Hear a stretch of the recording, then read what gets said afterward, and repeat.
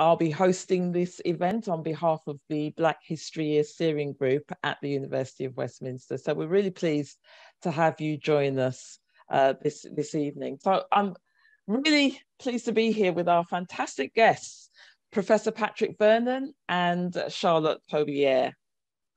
So I'm going to introduce our speakers. So Patrick Vernon has led the campaign for a National Windrush Day since 2010. And in 2018, he kick-started the campaign for an amnesty for the Windrush generation in response to the Windrush scandal. He's a writer and a broadcaster for national and international media on healthcare, cultural heritage, and race. And he's co-authored the anthology, brilliant anthology, 100 Great Black Britons. Must read that, absolutely brilliant. Charlotte Tobier, our other guest, runs a small business and is a Windrush activist. She was born in Essex, and her father, Thomas, was born in the beautiful Caribbean island of St. Lucia and came to the UK at the age of 7. Charlotte has campaigned extensively on his behalf since the Windrush scandal broke out, and particularly on the issue of occupational pensions. Now, these losses are not reimbursed under the Windrush compensation scheme. During the conversation, Patrick and Charlotte will explore the challenges of compensation for Windrush victims, and we'll also be looking at what the CARICOM, so this is a kind of collective of islands in the Caribbean, as well as the Caribbean governments, we'll be looking at what they and the UK government are doing about this situation. The conversation will last for about 40 minutes, and during this time, we're asking you to send over any questions or comments that you have for us. And this will allow us to answer some of your questions. We're hoping to do that in the last sort of 20 minutes, 25 minutes or so of this event. Now, before I begin, I'd like to remind you to keep your webcams off, so your videos off, and your mics muted whilst the presentations are underway. A reminder again that the event will be recorded and it will be made available on our blog site, and links will be posted in the chat at appropriate point. So without any further ado, I'd like to start by asking you both, I'm going to sort of turn to Patrick first on this one, to ask you both to say something of your journey. So I know you're both really active in the Windrush situation. Patrick, start with you. What is it that actually drove you to make this a lifelong piece of work? So what you started in 2010, you're still doing it now in 2022. What is it about this that has kept you going for so long? Why did you start? Why are you still doing this? Well, hi everyone, good evening. Actually, it was before 2010 because, I've always had an interest and passion around Caribbean history and African history, to be quite honest. And I launched a website back in 2002, believe it or not, called Every Generation. And because I have a real interest in family genealogy and family history, and actually I've done a lot of work helping people trace the roots of their family history, looking at records, archives, working closely with National Archives and Kew, where we organise a number of family history events, etc. So I launched my website just to help, particularly people of African, Caribbean, African heritage, to start tracing, doing research work on their family history. Part of that process of doing that was I featured a number of Windrush elders, and because all I did on the website was intergenerational learning. And the reason why I did this is because I worked in the health service, I worked in NHS, I was senior director in Brent, and I was a mentor for primary school in Brent, along with other black men that were mentoring. And I got to know, I was mentoring 10-year-olds. Later on, I was involved in New Deal for Young People. I mentored 20-year-olds. I was involved with the Dawson Youth Project. I mentored teenagers. And what I found I came across doing this mentoring work prior to creating the website was a lot of young black boys didn't know much about their family history, didn't have much dialogue with their own parents or even grandparents, to be quite honest. So I thought it was kind of a resource. And through that process, I worked closely with the National Archives. I worked closely with the Royal Geographical Society and a whole range of institutions. And I got to learn about their archives, and I came across lots of records on family history, particularly around the Caribbean. I did a particular project with the National Archives, which is still on their website, called Caribbean Through a Lens, where I curated about, I looked at 500 images of the Caribbean between the period of 1900 to 1950, look at key images around the development of the Caribbean through the colonial period leading to independence. And then I worked closely with Ian Randall, publishers in Jamaica, and we published a book, a photo book called Caribbean Sepia, which looks at graphic images, black and white images of the Caribbean from 1838 up to the 1900s. So with all this information, I was already starting that process of documenting the history of elders and family history. But I've got to know this one particular elder, Eddie Martin Noble, who'd served in the First, Second World War. And I made a documentary about his life called A Charmed Life. And through that process of making that documentary, and observing that there was not much recognition for the Windrush generation in 2008. I mean, obviously the work of the Windrush Foundation, led by Arthur Torrington and Sam King, did a lot of work. In many ways, the idea of Windrush Day came from Sam King, to be quite honest, because he was a war veteran. He served Second World War. He came on the Empire Windrush ship. He kept in regular contact with some of the passengers on the ship, and he organised the first Windrush event in 1988. But when I made my film in 2008, 2009, I was approached by the Guardian newspaper, and I wrote an article saying, wouldn't it be fantastic in 2018 that there'd be fantastic, some kind of national recognition for the Windrush generation because of their contribution to the NHS, local government, public life, arts, culture, you name it. We've touched the lives of Britain, and we're not being given that proper recognition due. So really, I came from the historical research and history route, to be quite honest. And then I worked with a whole range of people around the campaign for a National Windrush Day. And during that time, people thought it was a good idea, but there was not much take up by government. Despite the fact that with letters in the Times, we got lots of support from celebrities. Didn't get that traction until 2018 when we had the Windrush scandal, when Theresa May decided to adopt Windrush Day as a national day, which we've now been doing since 2019. But how I got involved directly with the scandal, because I used to be a councillor in Hackney, I was a politician, and I've been involved in lots of community activism. And I got approached through a mutual friend with one of the victims of the Windrush scandal. It wasn't called the Windrush scandal at the time, and his name was Waldo Romeo.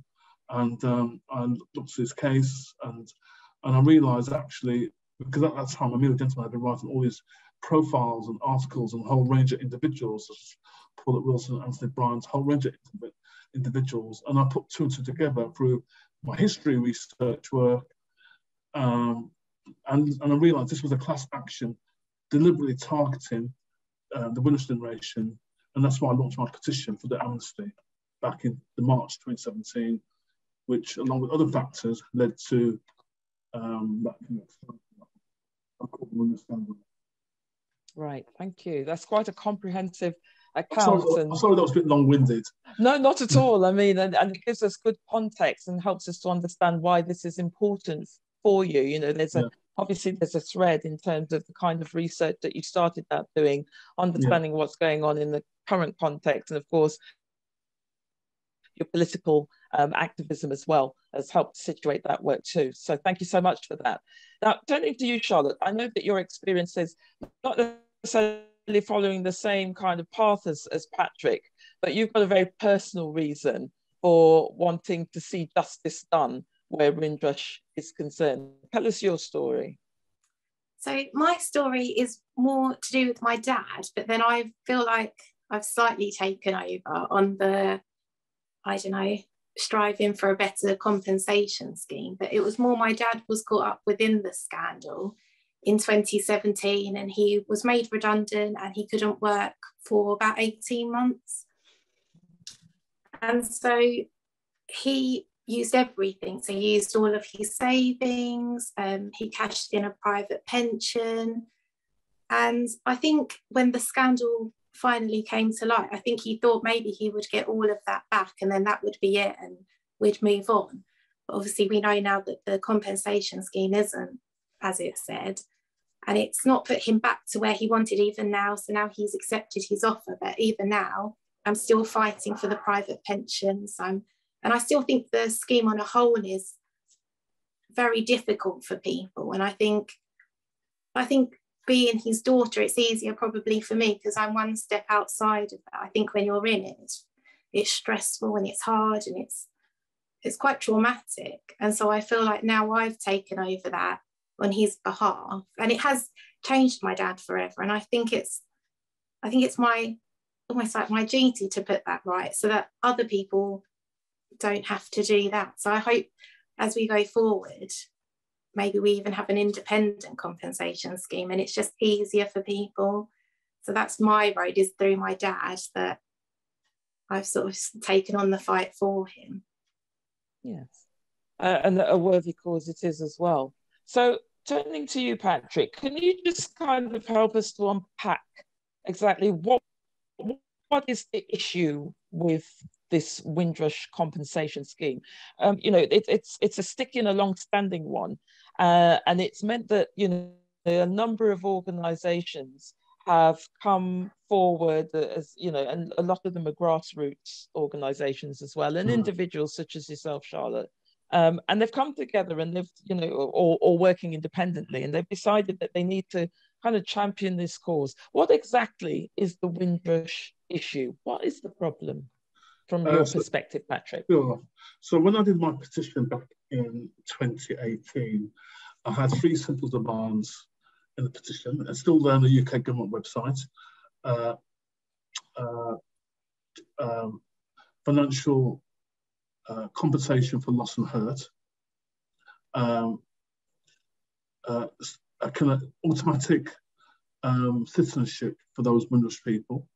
I use the word amnesty. I mean, I've been challenged by lawyers and activists saying, why did you use that word amnesty? They were British in the first place. I knew that, but I deliberately used the word amnesty to evoke emotional response, which I think worked, because when you think about amnesty, one element of amnesty is about recognition, etc. So that's why it was more on that side, even though, of course, people were British in the first place, But the third element of my petition was to stop deportation flights and have a case-by-case review of each situation.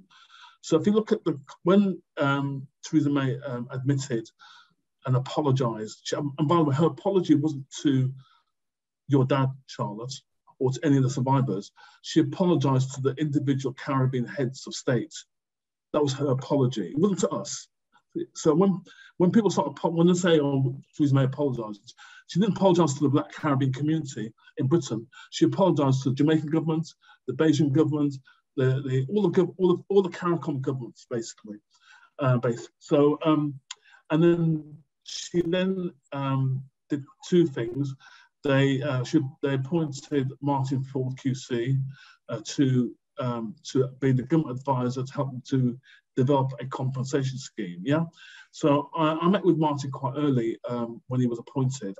I had lots of conversations with Martin, giving him my insights and perspectives on that. So he started this process of meeting people, lawyers, community groups, going around the country, and all that, just to get the feedback. During the time when he was appointed, there was a leak done to the media that the government were going to put a cap on any kind of potential compensation. So even before they actually announced the nature of the scheme, they already used the media to say we're going to put a cap anyway, and that was because the Taxpayers Alliance were challenging the government to say, well, if you're going to give compensation to Black people, they don't deserve it. I mean, I'm sure that's how I see it anyway. So I'd launched another petition. It wasn't as big as my original petition, but it was several thousand people signed it. And that petition was to say, do not cap compensation claims for survivors and their families, yeah? And I think that scared the government to not formally, and then the Home Secretary at the time, Javid, said, we'll not cap. And what he actually said was, money is no object. And it was quoted as saying, money is no object. He actually said, if it costs $500 million, it costs $500 million. That's what he said at the time. It made all this clear, because obviously people were saying, okay, you said that you've treated the Windrush generation badly. They need to get the proper money they deserve. And actually, you know what? There was cross-party support from UKIP all the way to the Greens, and even your Nigel Farage's was actually even saying, yeah, they deserve compensation. So there wasn't an issue about giving compensation in the first place. The problem has always been that the government, and this is the way that I think a lot of people have been treated, they're doing it reluctantly. They don't really want to give us compensation. They want to make it difficult for people to get compensation. So when Martin Ford started his consultation process, lots of organisations gave written evidence and submissions, lawyers, grassroots groups. I gave written submission. And we used the first thing, lots of people were saying, if you're going to design a compensation scheme, we need to be part of the process. He has to be co-produced. We need to be part of the process to help with the government to design a scheme, yeah? That never happened. The government designed a scheme behind closed doors, basically. And they use existing discretionary schemes to design the compensation scheme. And at the time, Martin said to me, they had to do that because they wanted to get the money out the door quickly. But we now know, with hindsight, that the government were lazy. They weren't serious in working in partnership to co-produce the scheme. They wanted to think of a quick way to give some money and hope that we'll get the money and go away. And that's been their strategy from the get-go, to be quite honest. I mean, there have been changes to the compensation scheme around the impacts of life. Originally, the scheme was going to finish next year. Again, there was a lot of pressure, lobbying pressure, and now the scheme is there's no end date, basically. And so the scheme has only changed and improved a bit because there's been lots of scrutiny through the Public Accounts Committee, through the Home Affairs Select Committee, through the National Audit Office, a whole range of Windrush people going on media, telling their story, but like Charlotte and many others who have shared their story, naming and shaming. And each time the government gets named and shamed, they make changes to the scheme. Even though they have a Windrush advisory group who claim that they are doing all the stuff on our behalf, the reality is the only way that changes happen is through public scrutiny and stories of the lived experiences of the victims and their families to expose the weakness and the lack of empathy. I mean, the bottom line is, majority of the claims are stuck in appeal. The vast majority are stuck in appeal. I'm sure Charlotte can give her story about her father and the amount he received. And a lot of people have rejected the claims because the amount of money does not meet their needs.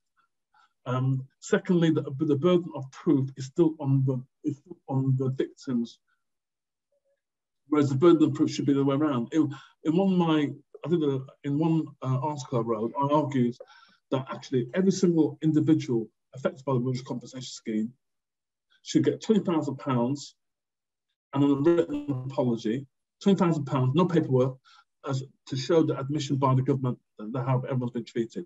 Because the average claim is probably about 15,000. But if everyone got £20,000 automatically, without proving anything at all, it'd show willingness from the government and, inverted commas, righting the wrongs. And on top of that, then individuals can make their own claims, as they are doing now, for additional compensation, basically. From an administration purpose, it's costing the government more money to administer the scheme than compared to the outcomes of additional misery caused by the scheme itself. And I'll go into that a bit later, the impact of that misery, because I'm working on the project with University College London on that. So there's problems with the scheme, and that's the reason why myself and many others have been campaigning for the scheme to be removed from the Home Office. The Home Office is not designed to be empathetic. And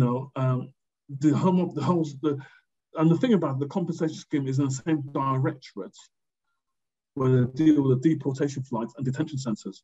So there's something fundamentally flawed, a conflict of interest in that they can't be empathetic on one level and next minute using evidence to deport people. It has to be done independently to build confidence and trust. And it's taken a couple of years for all the political parties, the Labour Party, SNP, Greens, Lib Dems, and privately in that bench Conservatives all agree schemes should be removed from the Home Office. But Priti Patel, in her wisdom, believes that she's doing the things on our behalf. And by the way, she's not even had the audacity to have a meeting. She's not even met not one survivor of the Windrush victims, not one. But she's willing to go 3,500 miles to Rwanda and basically build a detention centre for refugees. Yeah, yeah. You touch on some really important points there, Patrick. And I think the one that strikes me is the idea that you could have this container that is in one hand meting out punishment, if you like, and on the other side is expected to be empathetic to the plight of these people, and that those two things cannot exist within one body or one sort of think tank, one thought place. So you're absolutely right, and the whole thing is questionable. The whole thing is open to challenge. And I'm interested, Charlotte, to hear more about the lived experience of that. So you've had to kind of walk this journey that Patrick has so eloquently explained. This has been your lived experience on a day-by-day basis, walking this road with your dad. Can you tell us what that journey has been like, both on a kind of a emotive, mental health level, and also from a practical perspective? What's that been like for you? Walk us through that. Well, it's really hard because it's exactly as Patrick says. So there is no sympathy, or there's no apology or willingness to help, even right down to the caseworkers that you're assigned. Even it always feels like you're trying to prove your innocence. That it always felt like my dad was trying to prove that he didn't do anything wrong. It always felt it was on him. But it's really tough. And I think everyone thinks the scandal ended when it was made public, and it's almost like it's still a scandal now. It's still really bad now, because until you get your compensation, you still have like the bills coming in, people still have the debts, the rent arrears, and people are still waiting, and you're stuck.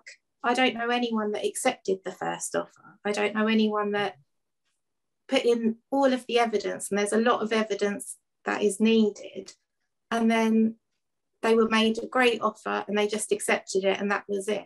Everybody seems to have to appeal the offer, and with each appeal, it's like you could wait a whole year just to get to the next stage, like to the tier 1, the tier 2, then you have to go to the ombudsman.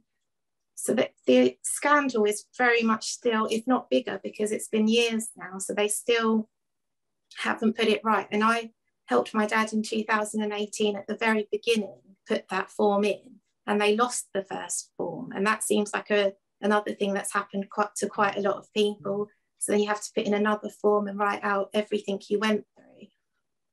And then I recently helped my mum do it as well, as a close family member, and it was still the same hostile scheme. So although they say to us, oh, we've changed and we've made loads of improvements, I didn't see any. If anything, it was worse, because I know that I sit on the Home Office Zoom meetings and they're telling me, oh, we put this in place and we're really good. And I know it's really difficult, and just waiting for the compensation. So my dad's first offer, I think, was £3,000. So he didn't work for 18 months. He cashed in a massive private pension, and the first offer was £3,000. And there was no mention of like the pension or anything. And that's hard, because I think we were all so hopeful at the beginning that he would get like a good offer and that would be it. But it's very sad. And my mum was diagnosed with stage 4 bowel cancer just weeks after my dad got his documentation. And so my mum's cancer battle was absolutely governed by the Windrush scandal. So they're, getting to appointments, money for different things. And my dad couldn't take any time off work because they'd got into debt, and he had no private pension to draw down, or no savings or anything like that. So he was missing all of the chemotherapy appointments because he was trying to keep a roof over their head. So it meant that I gave up work for a little time and I would take my mum. But that was so hard on my dad because they'd been married for like nearly 50 years. He would have absolutely wanted to be by my mum's side. And I think when it comes to filling in the compensation form, it's all like written down, and it's really hard to convey, like everyone, like the emotion that you've been through, not just from not being able to work, but just the scheme itself is really traumatic. Like it's very difficult. It's a harrowing account, and I do recall as well seeing some programs, media reports, The Guardian, BBC, where people have died without getting any form of compensation. Patrick, is there we've heard Charlotte's story, which is heartbreaking, absolutely heartbreaking. Is there any story that sort of sits with you as particularly heartbreaking? Is there anything that you recall of this whole thing that has really kind of broken your own heart? Yeah, I mean, I've worked quite closely with a number of the survivors and their families. So the very first person that was acknowledged to have died linked to hostile environment policy in Windrush scandal was Dexter Bristol. Dexter was about 57. He died in Camden, in his home. And I met his mother, Mrs. Bristol, who lives in a care home in South London. And I met her a couple of times. And she was just really distraught. There's no son that way, basically. So he basically got a letter from the Home Office. He was on benefits at the time, but he actually got a job for quite a while. I think he had some experience with mental health problems, but anyway, he found himself a job. Got a letter from the Home Office saying, we think that you're illegal immigrants, even though he's been here since the age of 9 years old. He lost the job, obviously, and he's worried that he thought he might lose his benefits and therefore lose his home. And I think his solicitor at the time, I think, was Jackie McKenzie. So I've been working close with Jackie on this for the last few years, anyway, with other lawyers. And eventually he died. I think it was stress related. Actually, majority of the deaths in the UK have been about 26. But I believe there's more in Africa, basically. And all these deaths have been stress related. I know this because one of the closest people I worked closely with Windrush was Paulette Wilson from Wolverhampton. And I saw her literally a few weeks before she passed away. There was myself, Anthony Bryans, Glenda Caesar, Irola Romeo, and Michael, and we all were outside number 10 because I did a petition for the government to try and implement the lessons learned review done by Wendell Williams. So one of the things that Patricia May said that we didn't want to have an independent inquiry, that we'll have a lesson learned review. So when they produced this report, March 2020, around that time of lockdown, I launched a petition because I thought just launch a petition to be on a safe side, just in case the government might renege on the report recommendations, which they were going to do. But 150,000 people signed my petition. I got all the Windrush people. We went to number 10 to present the petition. And we got a lot of media coverage that weekend. It was actually a weekend before Windrush Day. We got more coverage. We've got so much media coverage that then on Windrush Day, Priti Patel made a statement that she was committed to implementing the lesson learned review, despite the fact the report was launched 4 months earlier, and there's no commitment given at the time, basically. So that was the last time I saw Paulette Wilson outside number 10, and I said to her, "How's it going with you?" And she said, "Patrick, this compensation form is just too much. It's just giving me. I'm just getting depressed with this form." And this form, even for people who've been to university and got degrees, it's a challenge. None of these people who just are working class people doing what they can, and they're retired. All these people are retired. They should be enjoying the best times of their life with their grandchildren. What they're doing, they're fighting for their life. She had two spells of detention in a detention centre, and I think that, when she passed away, and I was approached by The Guardian. I wrote an obituary in The Guardian. I said, and I quoted on TV as well, that her spirit was broken. The hostile environment broke her spirit. It's broken the spirits of not only people who died, but it's broken the spirits of people still living. The spirits, it's not even so much about the money and compensation, to be honest. It's the very fact that you are told that you're nothing, you're a nobody, and we can get rid of you just like that. That's the thing. It's not so much about the money bit. The money will help. The money will never. How can compensation bring back the good parts of your lives? The things like people missed out going to funeral, going to see their family members, traveling, doing things, ordinary things that we all take for granted when you have money in your pocket. No amount of compensation can ever replace that, and no amount of compensation can replace the loss of a family member. But yet everyone's going through this drudgery at the Home Office. So I think, like with Paulette and her daughter Natalie, it's been difficult for her and Natalie's daughter. This intergenerational trauma of the compensation scheme is a real issue. It has, everyone's suffering from post-traumatic stress, anxiety, sleep deprivation. Anthony Bryant, and he's been quoting this quite a few times, and if you saw the film since the documentary, since Waiting in Limbo, if you speak to Anthony, and if he was on this call now, if he hears a large bang on the door, he shudders. He believes that it's Home Office enforcement team still coming for him. He really believes that. This traumatization is a big issue. So I'm working with Assistant Professor Rochelle Burgess she's at UCL, University College London University, and we're going to try, and it'd be a fantastic chance that you could be involved in this, and possibly your dad. We want to interview survivors about the impact of the hostile environment on their mental health well-being, because I've written articles about this, I've raised issues about this, that everyone should be given an MOT. You and your family should be given a free MOT, even if it means that you have to go to get it done privately, because you've been denied proper access to healthcare all these years. You should have a free MOT to check your physical health and mental health, along with the compensation. And the Home Office don't get that. They're just looking at the money bit, and they're not looking at the full, having a holistic perspective around people's health and well-being. That's what's missing from there's no care. The National Audit Office did a report a few years ago to say that the Home Office owes a duty of care. They've not demonstrated that duty of care even now, despite 3 years on with the compensation scheme. Charlotte, you're nodding to a lot of that. Yeah. And I can see you really resonate with that. I mean, for me to hear that, it's painful.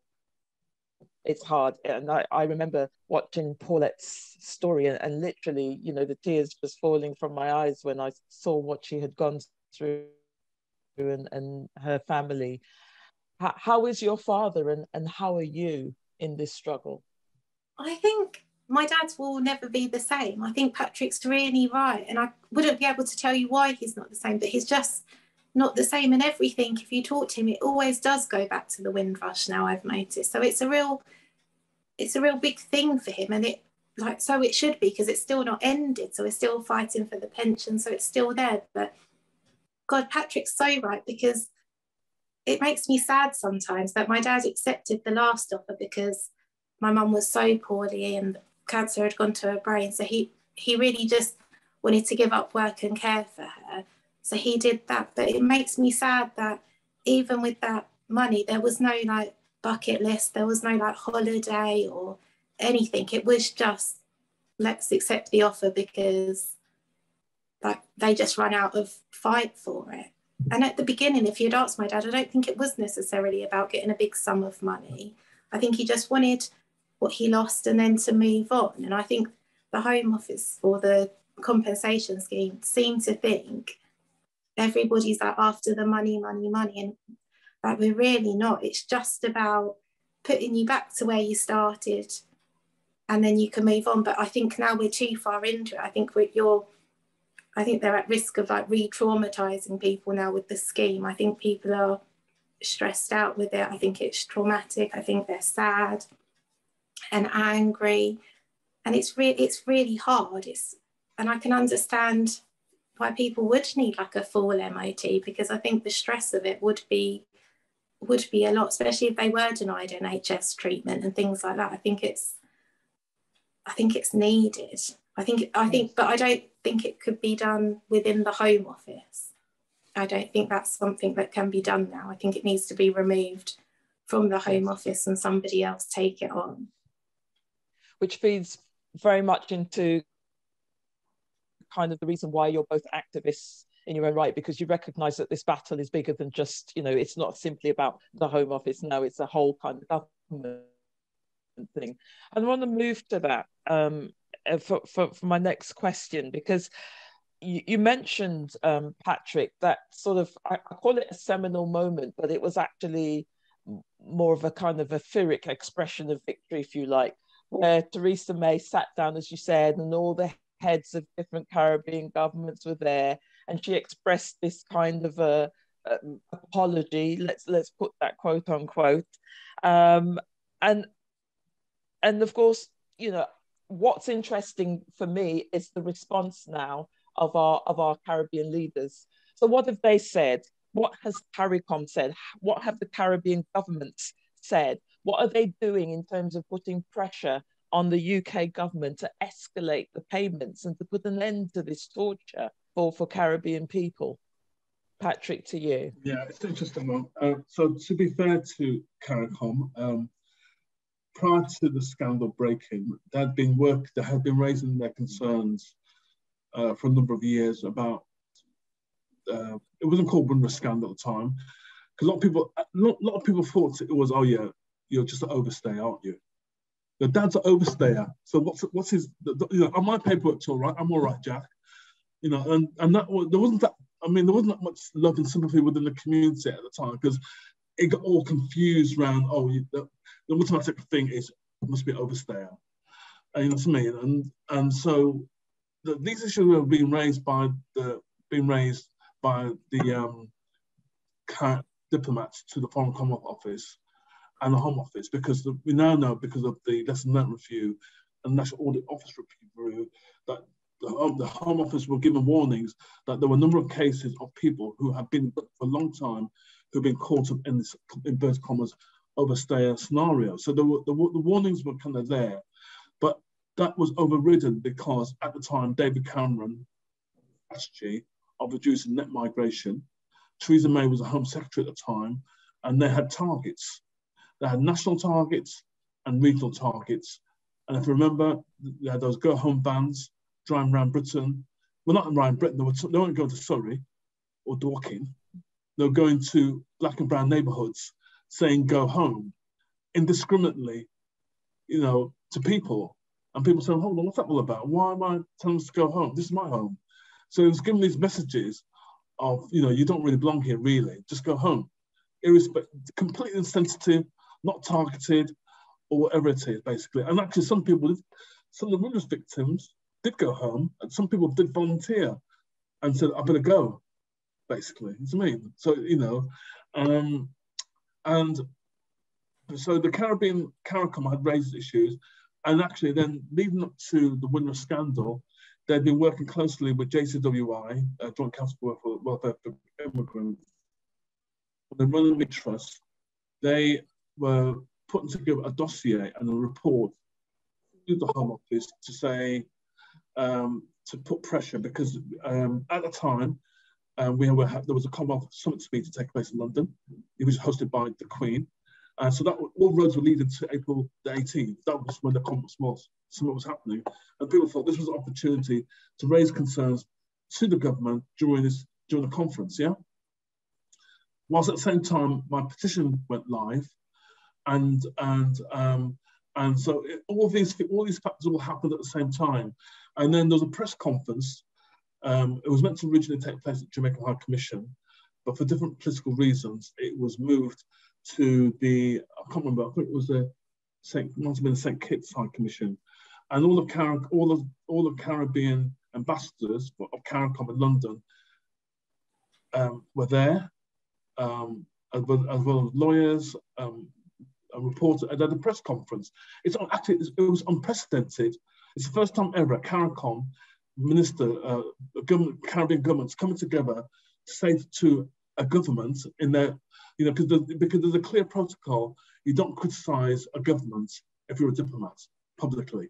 You might do it privately, but you never ever publicly go on record and criticize a government. Yeah. So it's unprecedented for the 12, 13 ambassadors representing different CARICOM countries to have a press conference, make a statement to say that we want to challenge the government on this. Basically, that was the reason why eventually Theresa May apologised in that context as well. But since then, I think it's been different. I don't think there's been a coming together around the compensation scheme as I would like. Yes, individual ministers have lobbied and written letters on behalf of Windrush victims of the country that they are of birth and connection, but they haven't come together in a powerful way. I'm personally speaking, to challenge the compensation scheme in that way. It's also coupled with the deportation flight situation as well. Makes it even more problematical as well. So I think there've been lots of rumours been floating around that like Jamaican government's been given private money on the side to have the accept this deportation flight. I don't know if that's true or not, to be quite honest. But I do know that Jamaica is one of the few Caribbean countries to get ongoing foreign aid from this government. Yeah, that's still happening. So you can interpret that how you want to interpret that, to be quite honest. I mean, I've had lots of conversations with Jamaican High Commissioner in London. I was in Jamaica about 3 or 4 years ago. I met with the government ministers, telling them, if you care about the diaspora and you have these, and Jamaica's big about diaspora, like with quite a few countries. We've got a diaspora network. We've got Diaspora Council that represents Jamaican diaspora community in Britain. And I said, if you care about the diaspora network and diaspora people, and they're spending money in Jamaica, and that's being part of that wider Jamaican community, you've got to take seriously the survivors and victims of Windrush scandal of Jamaican heritage. You can't have it want our dollars 1 minute and talk about tourism. You can look at the other side of things as well. So that's, I think, an ongoing dialogue and conversation. But you're quite right. I think, as Charlotte said, once the compensation scheme is launched, once they launched the Windrush task force to regularise people's status, I think a lot of people thought, well, actually, the government, the governments have made a commitment. They've made a quarter of a commitment, not even half a commitment, a quarter of a commitment. And I think, that's why we're still here raising those concerns, not just other people around the country raising concerns. People, you've got lots of community groups, you've got activists, you've got lawyers, and the survivors themselves. I mean, I'm sure Charlotte didn't intend to be like this, to be an activist. I'm not quite sure what you were doing before, but you've been forced. I mean, others have been forced to be activists because they see the injustice of their families and also fellow survivors. I'm an activist anyway, so that's not me anyway. Right. Anyway, so that's me. As I say, I'm involved in all kinds of stuff. But for lots of the survivors, they've been forced to go to the media to tell their story. Sometimes as Caribbean people, we're very private about our stuff, aren't we? We're very proud of it. So the very fact that you have to go to the media to tell your story means that things are really bad. Yeah, absolutely. And that's quite interesting because there is this dichotomy between having to publicly air your circumstance, and that's a big taboo thing for people, from my background anyway. And then, obviously having to do this if you're going to be able to get any sort of help. And in your case, Charlotte, I've just put the question to Patrick about, what is CARICOM doing? What are the Caribbean governments doing? In your case, with St. Lucian government, have you had any kind of discourse, any exchange with them? Have they been supportive of your father's situation? Not so much. Like, the embassy obviously helped my dad in the beginning before the scandal even broke, because he wasn't sure. We thought we were the only ones. And that's the only, I suppose, the only contact we've had, but nothing else. But I do think the more pressure that is applied from everybody, from all different parts, like just the victims, like Patrick, and the governments, it really does help. It really does change things, because as soon as it becomes public, things do start to change a little bit. But I do think now we need to be pushing, and they need to be pushing for just an independent scheme. And there's a lot of people still stuck outside of the UK that won't even be entitled to the scheme. So there's a lot, if you're stranded, like I think there's some people that are still not allowed back in the country, and they will never ever get compensation. So this seems to be like a new thing they've written in. So I do think the pressure has to be applied to change it or to take it away, because I do think it will make a difference if we all had the same like end goals, keep pushing them. Yeah, I think it all helps. Right, thank you. So and that can I add something, because you talk about ANCOM, but don't forget Africa, because there are lots of people from Ghana, Nigeria, Sierra Leone. Even people. There are some Indian people also been affected by it as well, other parts of the Commonwealth. But essentially, it's Black people been affected by this. Yeah, let's say the bottom line. Yeah. But in terms of the African situation, I mean, at least with CARICOM, they've actually challenged and raised issues with the British government. I don't think none of the African countries have done the same level of engagement at all compared to the Caribbean countries on this, because there are lots of there's lots of Nigerians and Ghanaians affected by the Windrush scandal. I actually believe there's probably more been affected, but people aren't coming out of the woodwork. Like, you know, at least the Caribbean people are coming out, and we're coming out guns blazing and saying, well, this is not good enough. Whereas I think in Africa, they're not coming out as much as they should do. And I think there's probably even more deaths of people in Africa affected by the Windrush scandal. You know, but it's not like I just get the feeling that those governments aren't making the Ghanaian government, the Nigerian governments aren't challenging the Home Office and the Foreign Office the same way. At least the Caribbean island, CARICOM have done something. Might not be brilliant, they've done something, but compared to Africa, they've done hardly any. And do you have any ideas about why there is this kind of level of apathy with the African countries compared to the Caribbean countries? Do you think it's something to do with the history of? I think there's a history. I mean, let's face it. Yeah. When our parents' generation came over here, our grandparents' generation, they saw Britain as a mother country. I mean, obviously they saw it the same way in Africa as well. Of course they did, but I think it was even more so in the Caribbean. This kind of connection with Britain, particularly because of our history of enslavement. So we have a stronger sense of entitlement as Caribbean people to our rights in Britain, compared to other communities, because of this history. Yeah, you know what I mean. So that's why I think there's more visibility of Caribbean people being affected by the scandal, who are willing to speak out, willing to challenge.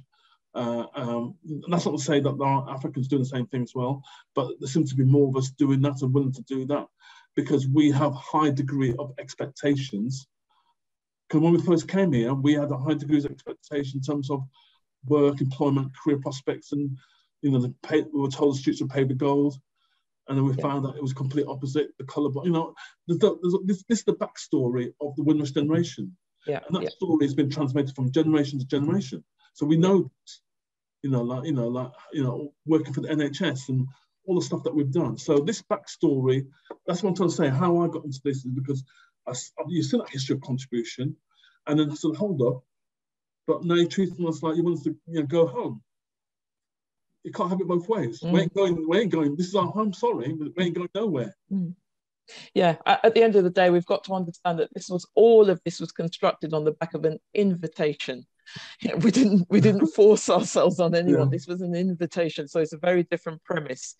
I want to turn to some audience questions with the time that we've got left.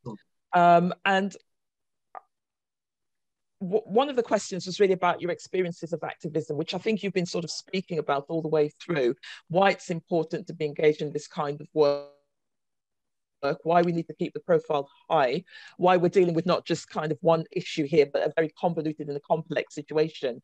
So I turn to another question. This is a question for you, Patrick.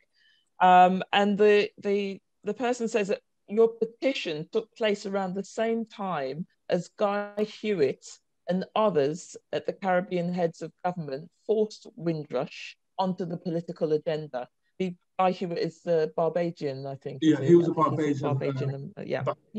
So did diplomats like Guy Hewitt and others reach out directly to you and other community activists as part of their campaign to obtain justice for the Windrush generation, or were they acting in sort of silo to what you were doing?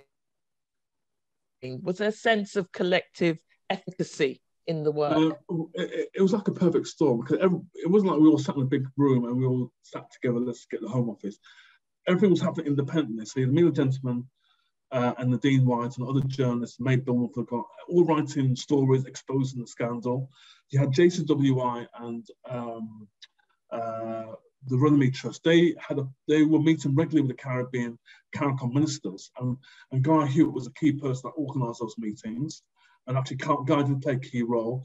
Guy played a key role in corralling and given the energy for CARICOM to challenge the British government. So he played a key role in that.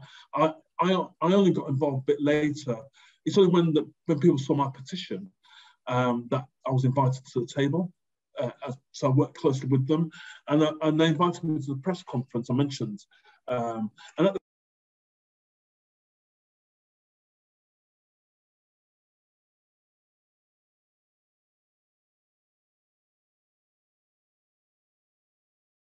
I was watching all the Caribbean, because my petition, they were looking at my petition to see how many people signed it, because my petition was 100,000 people signed my petition in 12 days.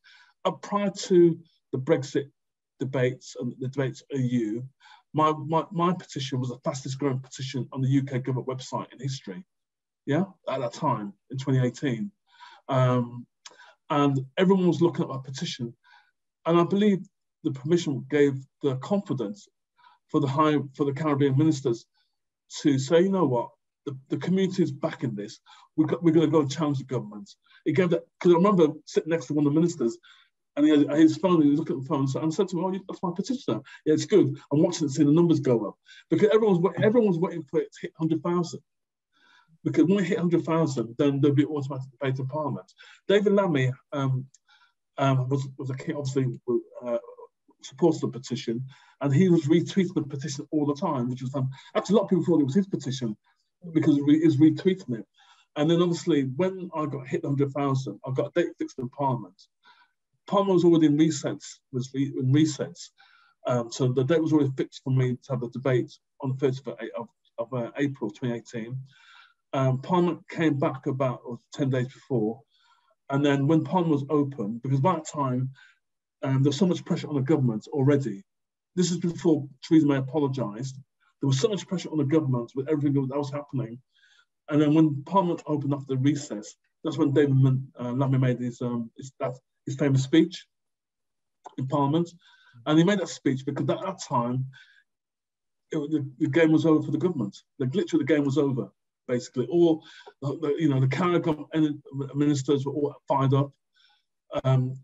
The more and more stories of survivors were coming out. I remember during the height of the scandal, I got a phone call from Daily Mail. This is true. The Daily Mail called me and said, listen, we are behind the Windrush generation.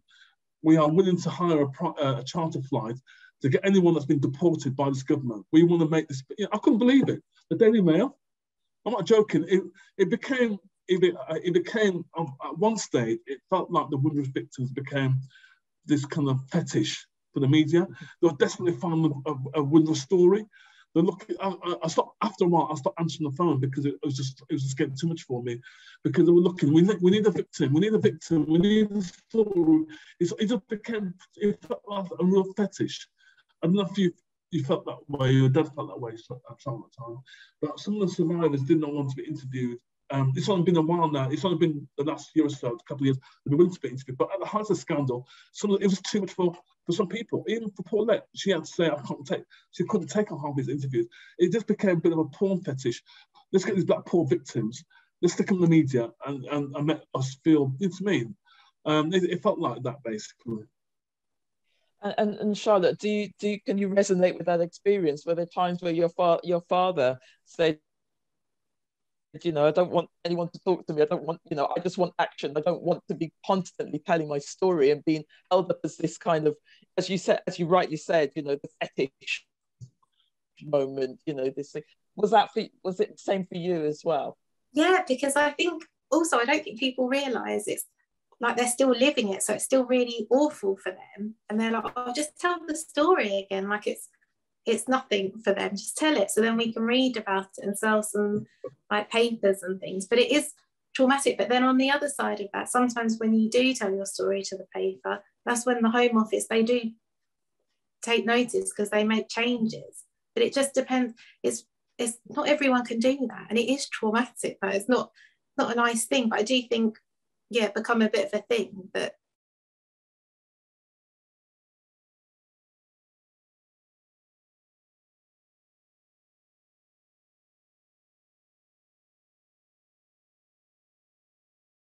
Yeah, it's hard. Yeah, you're on question. Whichever one of you wants to take this, feel free. And there are a couple of abbreviations here, so I'm not even going to attempt to decipher them, but this is language that you may well understand. So the question is posed that Amber Rudd noted that the Windrush generation felt British in all but legal term or legal status, and that she would put that right. She'd make all of that right. And this has created the impression that the survivors of the Home Office debacle would be given British citizenship.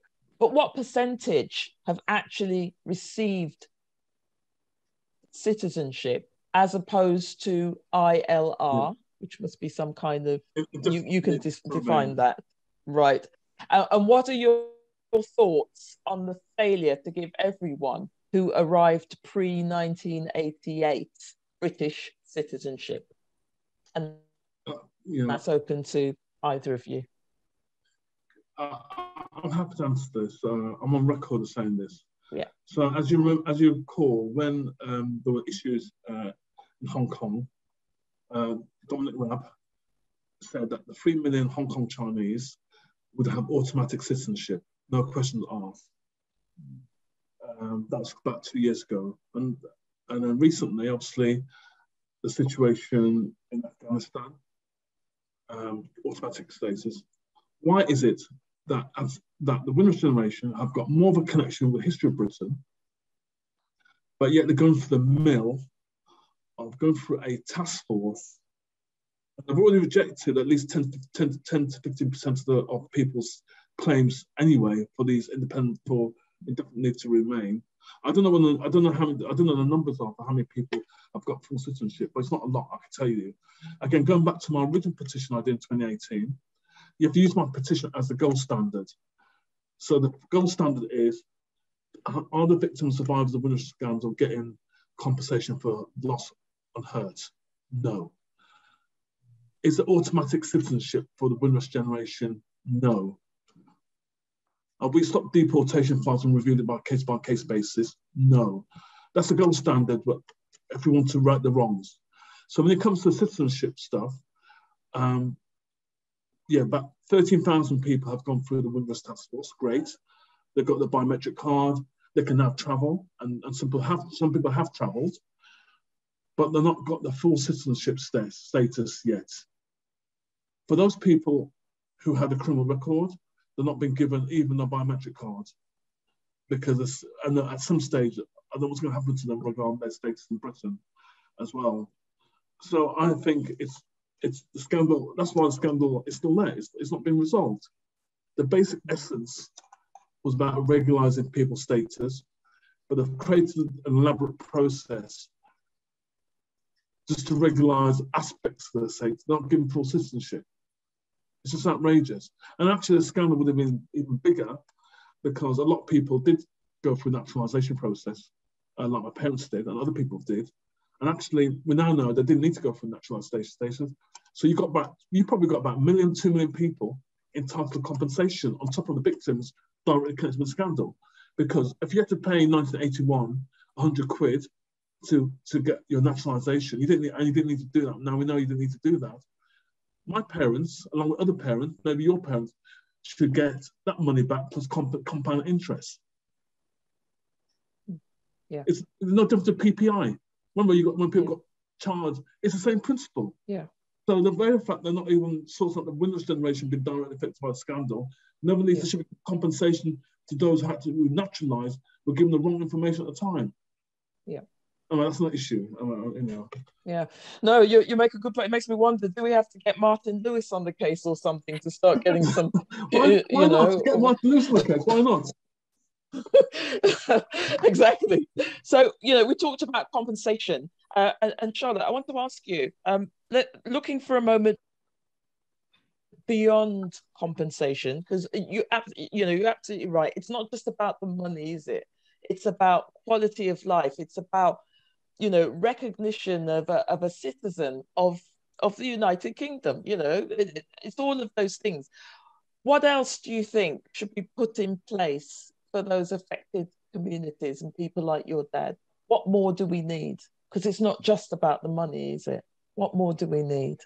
I think Patrick's right in that we need some sort of care for your inside, like the stress that it must have caused and what illnesses that must have given people must be.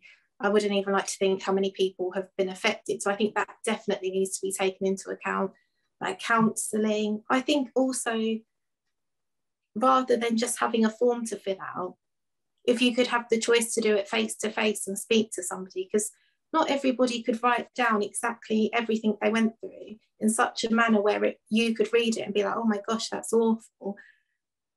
But I go back to, it can never happen within the Home Office. So the end goal has to be taken away and readjusted. It has to be much bigger than just the money. It has to be about the care, about how you do it, how you interact with the claimant. It's a bigger picture than just giving somebody the compensation and looking at the losses. So there may be like just a small percentage that has one certain loss. But then if you've got such a big pot and that's their loss, I think we should, they have the discretionary payment, but I don't know what you get from that. I don't know anyone that's had anything from that part. Mm. And so any little ones, like the pension, I suppose, could be put in that. And I think it needs to be much more broader than what it is, but not within the Home Office. Yeah, that's the sticking point, isn't it? Yeah. Yeah. Absolutely. I'm going to ask a couple of final questions now. So maybe this one is for you, Patrick. So following on from some of the questions that I'd asked, a member of the audience has asked, what kind of solidarity has been built since the Wendy Williams second report and recommendations? So what kind of solidarity has been built since the Wendy Williams second report and recommendations? Are you familiar with that? Yeah, I mean, she updated the report, and Wendy interviewed me as part of that process. I mean, solidarity is still ongoing. I think it's about still raising the profile so the public are aware that scandals are happening. People are not still suffering from injustice.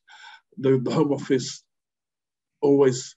I'll give you a good example. So, I work closely with Colourful Radio, and there's a radio show I do with Sinai Cleary called Voice of Windrush. I need to get you on that show, Charlotte. And we've interviewed a whole range of people on the show, lawyers, activists, victims, all that kind of stuff. And I was contacted by a primary school in Enfield, Kingfisher Primary School, a few months ago. And I said, oh, please, can you come to our school? Because we've actually written to the Home Secretary, Priti Patel. So I went down with my colleague, Sinai Cleary, and we made a show. Actually, it's on the Colourful Radio website. These year 5, these two classes of year 5 in this primary school, so they're all 10-year-olds. They wrote a half dozen class letters to Priti Patel. Some of them are individual letters to Priti Patel. And I think your dad will love this. You will love this song. So in this letter, this 10-year-old saying, "Oh dear Miss Priti Patel, can you please sort out the Windrush scandal? These poor people have been affected. Can you help them out financially? You know, really nice kind of letters, because obviously I think this was part of their classes on literature. They had to do letter writing, and I thought, let's write to the Home Secretary. So I wrote all these wonderful letters to Priti Patel saying, can you sort out the compensation scheme and all that kind of stuff. They wrote this letter, say around, I don't know, about 4 months ago. They got a letter eventually, about a month ago. Guess where the letter came from? The response came from. They wrote to Priti Patel, to the Home Office. Direct to her, just Priti Patel. Guess who responded to the letter? There all these various. Actually, it was just the one letter, but to all their letters. The Passport Agency. This is true. The Passport Agency wrote to this primary school in Edenfield, and they gave the usual standard Home Office response that we're righting the wrongs, we're giving this amount of money, we've got a fantastic scheme, we're processing things, there's no end date. What did I tell you? I mean, she could even scribble on the Commons headed paper, thank you for your letter, keep up the good work, or even something like that. No, she couldn't be asked to even do that. A letter for the Passport Agency is an agency of the Home Office. So it's gone from her office to another agency. So the passport. Why the Passport Agency went to school? Unless the Passport Agency are now clocking them, all these top 10-year-olds, they've all got dual nationality. We're watching you now. And you could be asking. Who knows? Who knows? That tells you the lack of empathy, sympathy. You know what I mean? Yeah, totally. I want to ask you a final question. So we've got a number of people in the audience, and they've heard, your story, Charlotte, and they've heard, your years of activism and the things that you're doing combined and individually. And I'm really glad that you keep referencing Charlotte as well, Patrick, that you want to connect and you're going to kind of have her on your show and things like that. I reached out to Charlotte. Was it last year, year before? I can't remember when I heard your story, and I've tried to send stuff to you, signed petitions and all that kind of stuff. Not met you in person yet, but hopefully we can. Oh, I hope so, Patrick. That would be lovely. Yeah. Good. So I want to ask each of you, and I'll start with you, Charlotte. For people that have heard this account and people that now have perhaps more knowledge about the Windrush experience and the trauma of it all, what can we do? What can people? What would you suggest they do to help the cause? I think keep talking about it, keep pushing it, keep sharing things about it. Write to your MP about it, sign any petitions that's out there. I think all the changes that have happened because it's all got quite big again. So as the years go on, you have it where it's more in the news and then a change comes afterwards. So yeah, keep pushing it, but most importantly, just keep talking about it, because it's still so ongoing. It's still, people haven't received any compensation yet. So keep talking, anything where you can share anything, or write to your MP and get them to, what are they doing about it? How are they pushing that? Yeah, great, good advice, thank you. Patrick, final words to you. What can we do? Well, I think I said before, so there's a couple of things that we can do, but we still need to campaign for the compensation scheme to be removed from the Home Office. It's not fit for purpose to manage a compensation scheme. There is a lot of support for this, by the way, and the objection that's been given by the Home Office why they want to hold on to the scheme, they say that if we transfer the scheme to an independent agency, it'll take too long to do. It's taken too long already, as you know. And secondly, they say, we can't do this because we'll be sharing secret information to a third party. So can you explain why they're entering an arrangement with Rwanda to pass secret information about the status of refugees. Yeah, so that's nonsensical. So that argument doesn't work. I mean, government shares stuff with third-party agents anyway. You know what I mean? So, but that's a red herring question. So I think the reason why they hold on to the scheme is if Priti Patel announces that the scheme will be transferred to an agency, then she would have failed. It's all about saving face. It's not about meeting the needs of the survivors.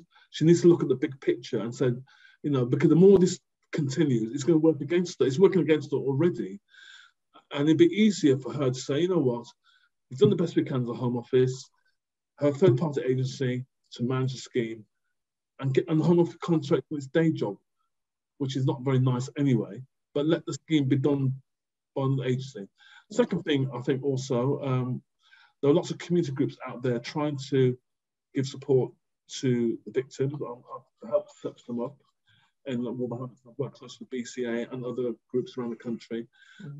They need that. One of the key things that's happening is a number of funders are now looking at the idea of giving them some grant funding to support them to provide hands-on financial support for core costs so they can actually deliver services. So the other issue that we start to lobby is actually a lot of people. There's thousands and thousands of survivors out there and their families who have not come forward yet. We need to think of a way to encourage them, to build trust with them, so they can get the necessary advice and information, either sort out their status or to get compensation. So there's still a lot of work to do to meet those people who haven't even come forward, and at least the people who are stuck in the system and have been stuck in the system for too long. Thank you. Thank you so much. I also want to kind of take this opportunity to say thank you to people like Anna Steiner, senior solicitor here at the University of Westminster, part of the law school, who, in association with the Windrush Justice Clinic, has done fantastic work. And I know you're connected to Anna as well. Patrick, so thank you. Yeah, great work that Anna and the team are doing. I think it's quite important. We need partnership between the university, the CAB, law centres and community groups is important. In the absence of proper funding, we have to keep those partnerships going. Absolutely, and that's the only way. As I said, the only way we're going to achieve something in this messy and convoluted situation is through joined up, partnering, collective efficacy. It's the only way to keep this on the top of the agenda. Otherwise, just like everything else, it'll disappear, be overtaken by something else that serves the government's interests. I want to finish by saying thank you so much to you both, Charlotte, for sharing your story. You probably had to do this many different times, but we hope that this occasion has been a more rewarding one, because this is to an interested audience who really are, you know, interested in understanding what it's like to have gone through the situation that you have, your father has, more particularly, and of course your mother. So thank you for that. Patrick, thank you. You're very welcome. And Patrick, thank you so much. A wealth of information there, lots of activism. You know, almost your name is becoming synonymous with Windrush. We say Windrush, we say Patrick. So because we know that, you know, you're continuing the fight. So thank you so much for all that you're doing in your corner to sustain this, and battling for so many people who haven't got a voice in this situation. So you've left us with a lot to think about. And on behalf of the Black History Year Steering Group at the University of Westminster, I want to thank you for sharing with your questions. We hope we're able to address that this evening. A quick reminder that this event will be up on our blog site, and the link should be posted in the chat, so you should be able to pick up on that.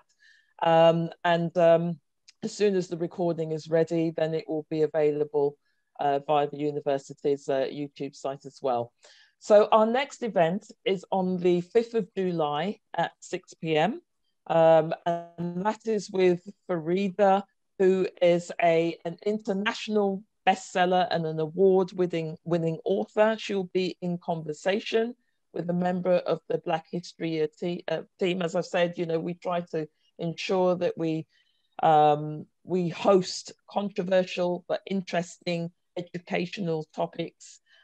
So we hope that you're able to register your place via the blog site link in the chat for that talk. So all that's left for me to say is thank you again for your time. Thank you again to our audience. Wish you well for the rest of the evening, and we'll see you again for another Black History Year event. Thank you so much. Bye-bye.